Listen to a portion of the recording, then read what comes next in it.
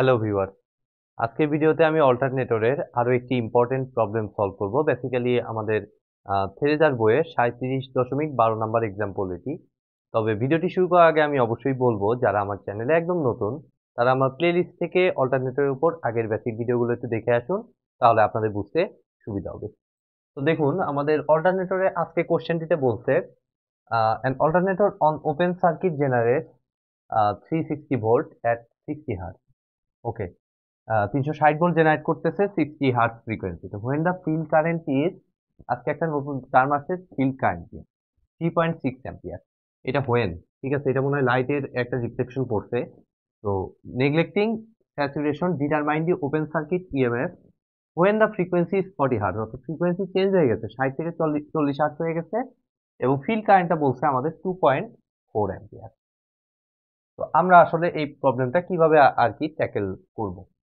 তো কিছুই না, আপনি ধরুন যে এই প্রবলেম বুঝতে পারতেছেন না যে কিভাবে আসলে ট্যাকেল করবেন। আর কিছু বুঝুন না বুঝুন, আপনি তো ইএমএফ ইকুয়েশনটা তো বলতে পারবেন, তাই না? কারণ এটার তো থিওরি অলরেডি আমি কিন্তু করিয়ে দিয়েছি।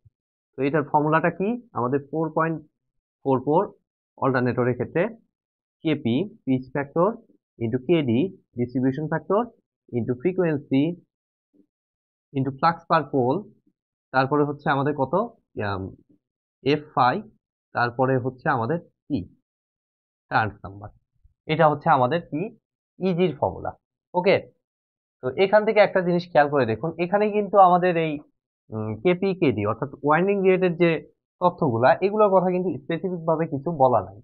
তার মানে আমরা ধরেই নিব যে এটা হচ্ছে বাই ডিফল্ট আসলে কনস্ট্যান্ট, কোথাও কিন্তু বলে না এগুলো চেঞ্জ করতে বা কিছু করতে। অর্থাৎ সেম মেশিন, জাস্ট বলে এসে আমাদের ফিল্ড কারেন্ট চেঞ্জ করে দাও আর হচ্ছে ফ্রিকোয়েন্সিটা চেঞ্জ করে দাও, তাহলে ফ্রিকোয়েন্সি নিঃসন্দেহে ভেরিয়েবল, আর ফিল্ড কারেন্ট সেটাকেও আমি এই যে এইখানে রিলেট করব। তবে তার আগে এই যে টার্নস নাম্বার যেটা, এটা সরাসরি আপনি জানেন যে আমার কন্ডাক্টরের সাথে রিলেটেড, অর্থাৎ এটা হচ্ছে আমাদের মেশিনের ওয়াইন্ডিং রিলেটেড। ঠিক আছে, তো ওয়াইন্ডিং রিলেটেড যে জিনিসগুলো, এগুলোকে অবশ্যই আমরা এখানে কনস্ট্যান্ট রাখবো। তাহলে আমাদের এই 4.44 এটাও কনস্ট্যান্ট, এটাও কনস্ট্যান্ট, এটাও কনস্ট্যান্ট, এটাও কনস্ট্যান্ট। তাহলে একদম আমরা বলতে পারি clearly easy is equal two, এই সবগুলোকে একটা কমন কনস্ট্যান্ট কে হিসেবে ধরে নিলাম, কে ইন্টু ফাই ইন্টু এফ, এটা বলতে পারতেছি। তো এখান থেকে দেখুন আমাদের ইজি ইজ প্রপোর্শনাল টু, আমরা বলতে পারি ফাই এফ। ঠিক আছে, তো এগুলো তো আপনারা সবাই জানেন। তো এখান থেকে আমরা বলতে পারি easy one divided by phi 1 into f1 is equal to eg2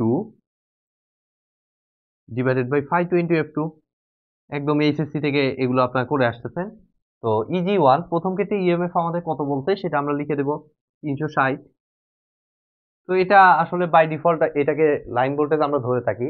তো এখানে কনভার্ট করার খুব একটা প্রয়োজন নেই, ঠিক আছে, কারণ লাইন থেকে ফেজে কনভার্ট করার কোনো প্রয়োজন আসলে নেই খুব একটা, বা আপনি চাইলে করতে পারেন। কারণ ফাইনাল আপনি যে ওপেন সার্কিট ইএমএফটা বের করবেন, সেটা ফাইনালি আসলে লাইন ভোল্টেজে আপনার দেখাইতে হবে। তো এটাকে আপনি √3 দ্বারা ভাগ করলে এটা ফেজে পাবেন, পরবর্তীতে আবার √3 দ্বারা গুণ করলে একই জিনিসই ঘুরে ফিরে থাকতেছে, যার কারণে আমি এটাকে আর কনভার্সন করতেছি না। ঠিক আছে, f1 হচ্ছে আমাদের কত, ফ্রিকোয়েন্সি, প্রথম ফ্রিকোয়েন্সি হচ্ছে 60 হার্টজ, আর ইজি2টা আমাদের বের করতে হবে। তো ইজি2 এখানে এরকমই রাখলাম। আর দ্বিতীয় ফ্রিকোয়েন্সিটা কত, দ্বিতীয় ফ্রিকোয়েন্সিটা হচ্ছে 40 হার্টজ দ্বিতীয় ক্ষেত্রে। এখন আসুন আমাদের ফ্লাক্সটাকে কিভাবে রিলেট করব। তো এটা নিশ্চয়ই আমার ডিসি জেনারেটর প্লেলিস্ট থেকে আমি কিন্তু আপনাদের দেখাচ্ছি যে আমাদের ফ্লাক্সের সাথে ফিল্ড কারেন্টটা অলওয়েজ হচ্ছে আমাদের সমানুপাতিক, প্রপোর্শনাল টু। ঠিক আছে, সরি, ফিল্ড কারেন্ট যেটা, তাহলে ফাই ইজ প্রপোর্শনাল টু আমাদের আইএফ। তাহলে ফাই 1 বাই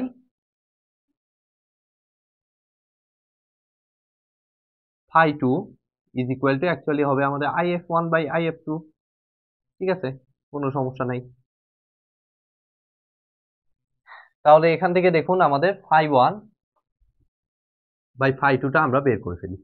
তাহলে ফাই 1 বাই ফাই 2, যেহেতু দুটো ফিল্ড কারেন্টই দেখুন আমাদের দেওয়া আছে। ওয়েন দ্য ফিল্ড কারেন্ট প্রথম ক্ষেত্রে 1, এক নাম্বার ক্ষেত্রে 3.6, এবং 2 নাম্বার ক্ষেত্রে হচ্ছে আমাদের কত, 2.4। তাহলে এখান থেকে আমাদের ফাই 1 ইজ ইকুয়াল টু কত আসতেছে দেখুন, 3.6 ডিভাইডেড বাই 2.4 ইন্টু ফাই 2, এটা এখানে ইউটিলাইজ করব। তাহলে আমাদের ফাই 1 এর জায়গায় দেখুন আমি এটাকে ইউটিলাইজ করলে 3.6 ডিভাইডেড বাই 2.4 ইন্টু ফাই 2, আর দ্বিতীয় ক্ষেত্রে ফাই 2 যেমন আছে তেমনই রাখলাম। তাহলে দুই সাইড থেকে ফাই 2 কাটা। এখন জাস্ট এটাকে একটু ক্যালকুলেশন করে নিলে আমাদের ইজি টুটা বাই ডিফল্ট লাইন ভোল্টেজে কিন্তু পাবো, কারণ এটাকে আমরা লাইন ভোল্টেজ হিসেবে চিন্তা করছি। তো আমাদের ইজি টু এই ভ্যালুটাকে আমরা যদি একটু ক্যালকুলেটর ইউজ করি,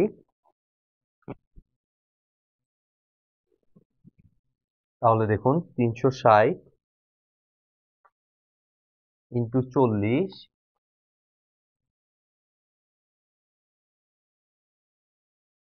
divided by 60 divided by 3.6 into 2.4 একবারে করে দিলাম। তাহলে 160 ভোল্ট আমার আসবে হচ্ছে লাইন ভোল্টেজ। ডেফিনেটলি এটা হচ্ছে লাইন ভোল্টেজ, কিন্তু এখানে আপনি একটা এল দ্বারা প্রকাশ করতে পারেন। ঠিক আছে, line to line voltage. R phase ভোল্টেজে যদি কনভার্ট করতে চান তাহলে এটাকে ইজি টু, এগুলো একটু খেয়াল রাখবেন, ম্যাথগুলো করার সময় এই জিনিসগুলো কিন্তু খুব ভালো মতো মানে সূক্ষ্মভাবে আপনাদের খেয়াল রাখতে হবে যে কোথায় লাইন ভোল্টেজ। থ্রি ফেজের ক্ষেত্রে এটা কিন্তু খুবই কেয়ারফুলি হ্যান্ডেল করতে হয়। 160 ডিভাইডেড বাই √3 যদি হিসাব করি তাহলে 92.376 ভোল্ট। তো আমি একটু রেজাল্টটা ক্রস চেক করে নেই বইয়ের সাথে। 160 ভোল্ট, হ্যাঁ বইতে 160 ভোল্ট, ওরা ফেজ ভোল্টেজ বের করে দেখায় নাই। তো এটাকে জাস্ট √3 ভাগ দিলে আমাদের ফেজ ভোল্টেজও বের হয়ে যাবে। তো এটা হবে আমাদের অ্যান্সার, বা ফেজ ভোল্টেজে দেখাইলে এটাকেও অ্যান্সার আমরা লিখতে পারি। তো এই ছিল মোটামুটি আমাদের অল্টারনেটরে। আজকের প্রবলেমটা মোটামুটি একটু ইজি ছিল। অন্যান্য প্রবলেমগুলো সাধারণত ফ্রেজার বইতে যে প্রবলেমগুলো আমরা pitch factor, distribution factor related প্রবলেমগুলো সলভ করতেছি, তার তুলনায় আজকের প্রবলেমটা ডেফিনেটলি একটু ইজি, কারণ অনেকটা এটা ওই ডিসি জেনারেটর বা ডিসি মোটরের যে ম্যাথগুলো করেছি ওইটার সাথে অনেকটা রিলেটেড। ওখানেও কিন্তু আমরা এই যে এরকম এইরকম সেম টাইপের, ইভেন ডিসি জেনারেটর কি ডিসি মোটরের ক্ষেত্রেও কিন্তু এই টাইপের প্রবলেম আমরা আগেও হ্যান্ডেল করেছি। তো আজকের মতো ভিডিওটি আমি এখানেই শেষ করছি। ভিডিওটি যদি ভালো লেগে থাকে অবশ্যই ভিডিওতে একটি লাইক দিবেন, বন্ধুদের সাথে বেশি বেশি শেয়ার করবেন, আর চ্যানেলে নতুন হয়ে থাকলে অবশ্যই চ্যানেলটি সাবস্ক্রাইব করবেন। ধন্যবাদ।